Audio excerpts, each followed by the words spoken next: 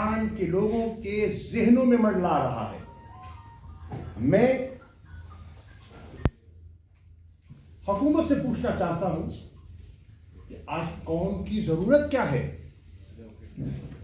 इस वक्त जो मईशत की कैफियत है और इस वक्त जो बढ़ती हुई दहशत गर्दी का खौफ है, इस आलम में आप यकजहती चाहते हैं या इंतशार देखना चाहते हैं, जो हमें आज मुल्क बिखरा हुआ दिखाई दे रहा है।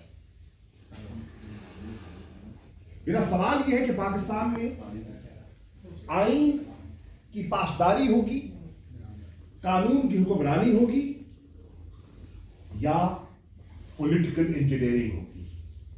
ये सवालात हैं जो हर शहरी के जहन में उभर रही है। आप